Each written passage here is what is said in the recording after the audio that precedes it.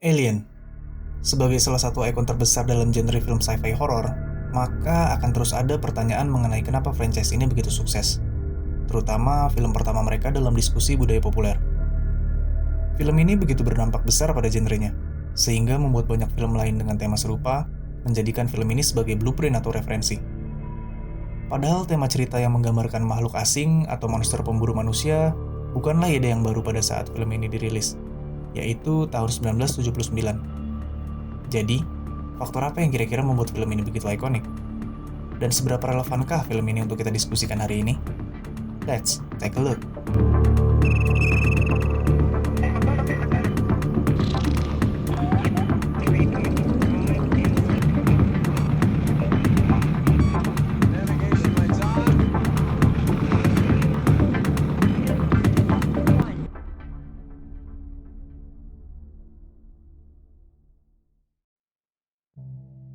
Untuk membuat sebuah karya film yang bagus, bahkan hingga layak disebut ikonik, tentu ada banyak faktor yang melatar belakangi.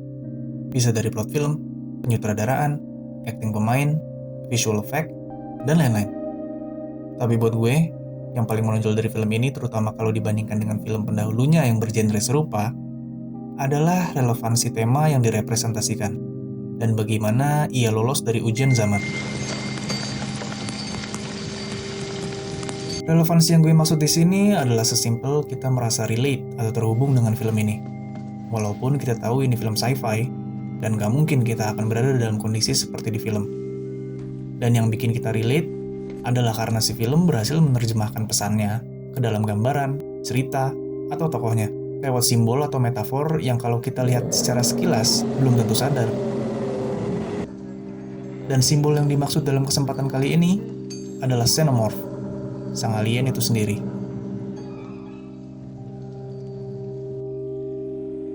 Walau bentuk dan konsep monster antagonis di film ini gak jauh berbeda dengan monster-monster dari film bertema serupa, tapi yang menarik adalah alien di film ini mewakili konsep horor yang berbeda. Sexual horror, sebuah konsep yang belum banyak dieksplor dalam genre horor sebelumnya. Konsep yang sengaja dibangun bertujuan untuk mengganggu kenyamanan audiens ke tingkat yang lebih dalam.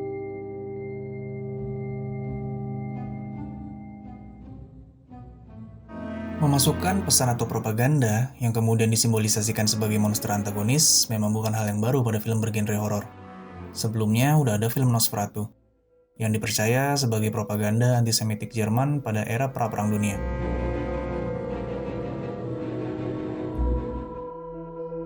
Ada juga film The Thing from Another World yang menyimbolkan ketakutan masyarakat Amerika terhadap penyusupan paham komunis. Tapi dari banyaknya pesan pada film-film serupa, belum ada yang membahas seksual horor seperti yang dilakukan Alien. Meskipun udah ada monster-monster yang memasukkan unsur seksualitas ke dalam bagian horor mereka, tapi itu cuma sebagai aksesori atau pelengkap pesona belaka, sehingga nggak berpengaruh pada inti horor mereka. Sedangkan Alien menunjukkan kengerian seksual horor yang lebih gamblang dan harfiah. Cerita tentang sebuah organisme yang metode bertahan hidup dan berkembang biaknya melalui cara yang sedemikian mengerikan, bahkan menjijikan, yaitu oral rape.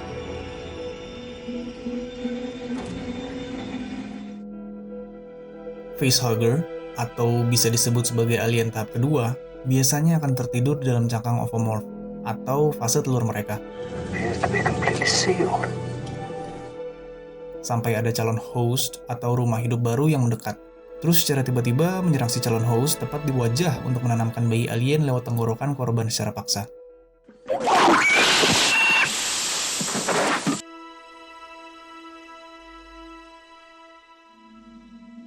Bentuk dari facehugger dengan tubuh yang sepenuhnya mencengkeram wajah korban, terus ekornya yang mencekik leher, menggambarkan sesuatu yang betul-betul gak nyaman. My God. Sesuatu yang asing, tapi juga familiar. Sebuah facial abuse. Gambaran wajah yang diperkosa oleh alien aja udah cukup mengerikan. Diperparah lagi dengan fakta bahwa mereka nggak pandang bulu dalam serangannya. Pria, wanita, tua, muda,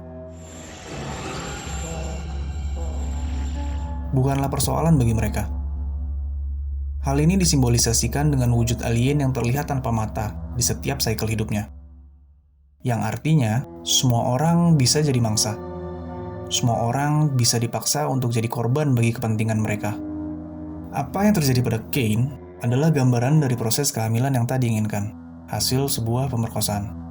Selain memasukkan bagian tubuhnya ke tenggorokan untuk menanamkan alien, bagian tubuh facehugger juga berfungsi sebagai penyalur oksigen.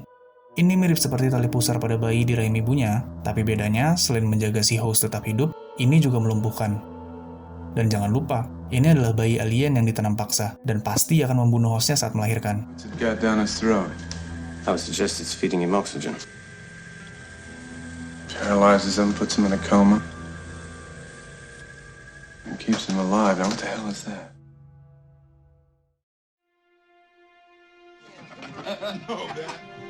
Ini adalah sebuah kasus yang alaminya cuma memakan korban wanita.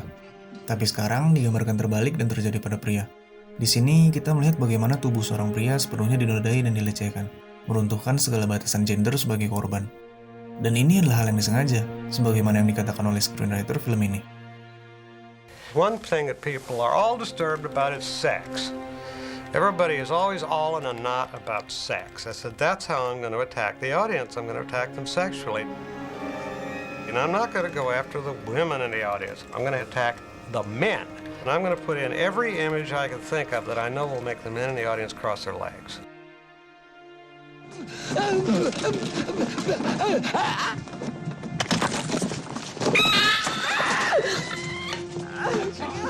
Oh, God!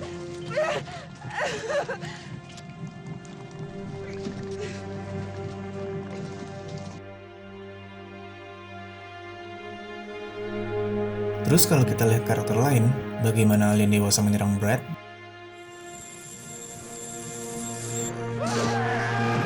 Dan Parker?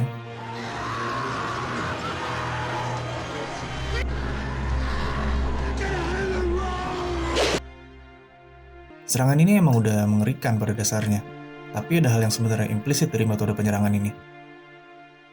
Lidah alien, yang juga bergigi, terlihat seperti alat vital pria yang ereksi. Terus menyerang wajah korban, yang merupakan target seksualisasi facehugger pada saat proses impregnasi. Terus kita lihat juga apa yang terjadi pada Lambert, di mana gue mau kalian lihat dan analisa sendiri.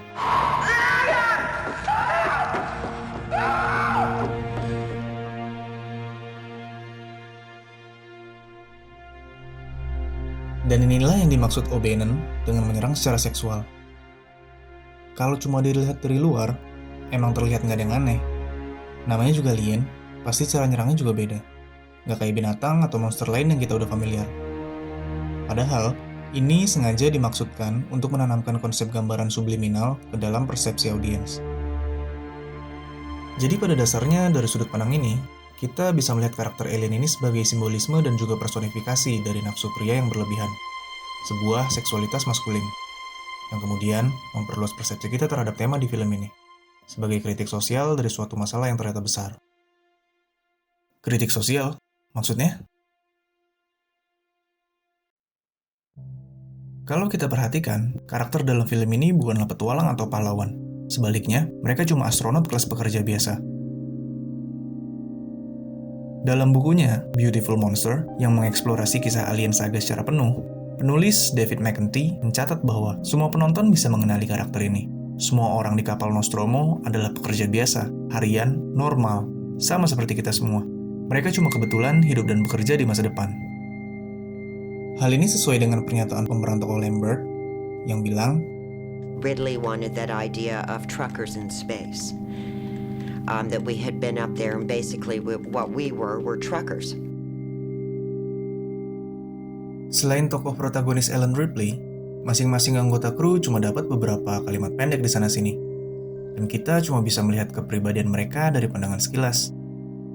Dallas sebetulnya adalah pemimpin yang capable. Tapi ketika bertemu tantangan yang terlalu besar, yaitu alien, sikapnya yang santai malah membuat situasi jadi nggak terkendali. Kesalahan tragisnya adalah dia meremehkan keseriusan ancaman dari alien ini.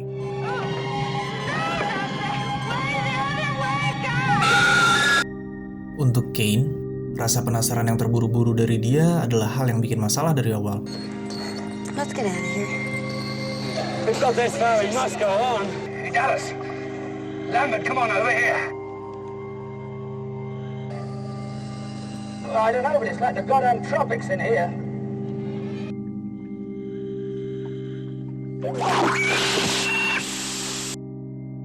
Sementara dua pekerja mesin, Parker dan Brad, terus-menerus bahas gaji mereka yang lebih rendah. Menambah kesan natural bahwa mereka adalah orang biasa dengan masalah keseharian yang familiar dengan audiens. Hey, I just forgot something, man.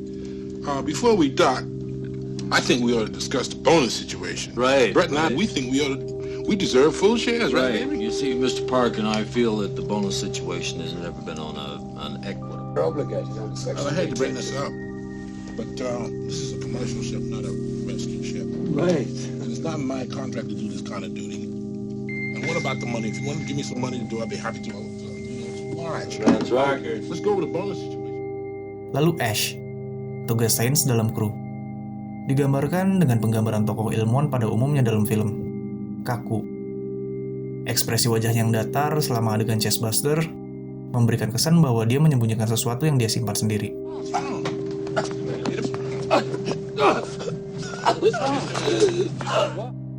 Dan terakhir ada Lambert, satu-satunya karakter wanita selain Ripley.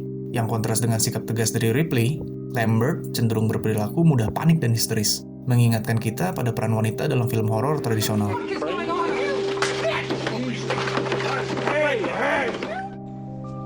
Let's get the hell out of here.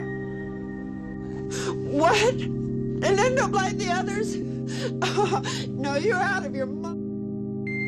Kalau seksualitas maskulin yang berlebihan adalah potret ancaman utama di film ini, maka sosok kalian ini menggambarkan dominasi seksual pria yang dilampiaskan ke orang lain, kepada korban, yang kemudian memaksa korban atau calon korban untuk mencari cara agar bisa melawan, walau kenyataannya justru membawa mereka ke dalam petakannya masing-masing, seolah memberi kesan bahwa gimana pun usaha untuk melawan, hasilnya akan tetap sia-sia.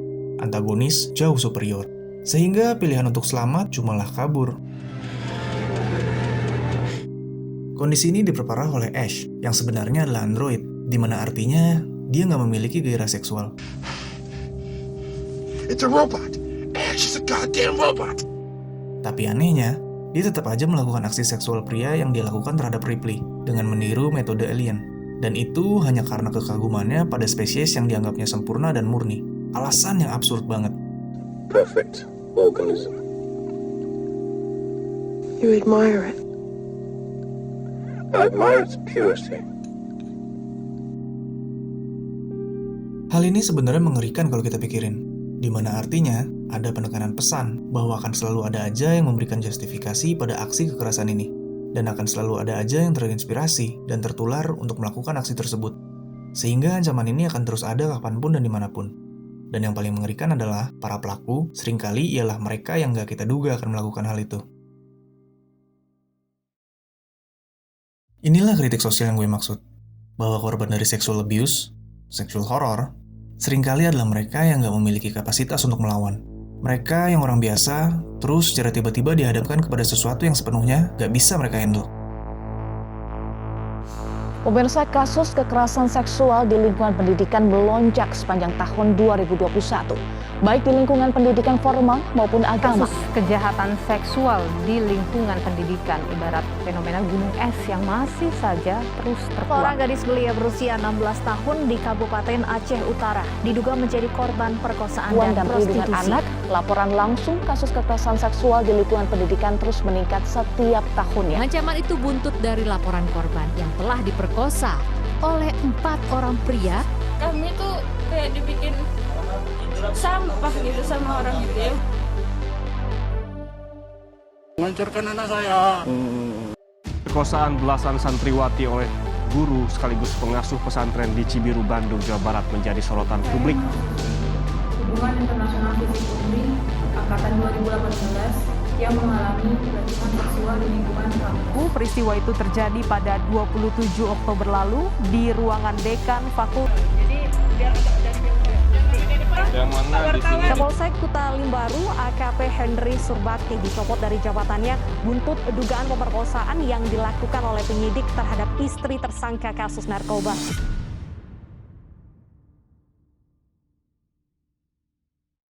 Dan inilah inti horor dari film Alien ini. Bahwa hal yang sebegitu mengerikannya ada dan terjadi juga di dunia nyata. Film ini cuma sebuah cermin dari fenomena yang terjadi di masyarakat. Kita sebagai audiens gak lagi terlindungi batas layar yang memisahkan dunia fiksi ilmiah dan realita. Ini adalah horor yang dari kemunculannya di tahun 1979 masih relate dan terjadi di sekitar kita hingga saat ini. Alien di film ini jadi sebuah metafor dari orang-orang yang mengancam masyarakat dan masih mengintai di dunia nyata, dan kita bisa jadi adalah calon korban berikutnya. Tapi yang menjadi pertanyaan final adalah, mampukah kita sebagai audiens benar-benar menangkap pesan film ini? Mampukah kita merasakan horor yang digambarkan film ini? Sexual horror, abuse, harassment. Terus, apa respon kita terhadap pesan ini? Apa yang bisa kita lakukan kalau hal itu menimpa kita? Keluarga kita, teman kita, atau orang di sekitar kita? Akankah kita bersatu dan melawan? Atau malah lari sebagai jawaban? Sebagai sebuah masyarakat, tanggung jawab ada di tangan kita semua untuk menentukan akan seperti apa masa depan kehidupan sosial kita. Masalah sebesar ini pun pastinya jadi tanggungan kita bersama. Dan menurut gue pribadi, langkah paling sederhana untuk menjawab permasalahan ini adalah dengan bersuara. Let them hear our voice.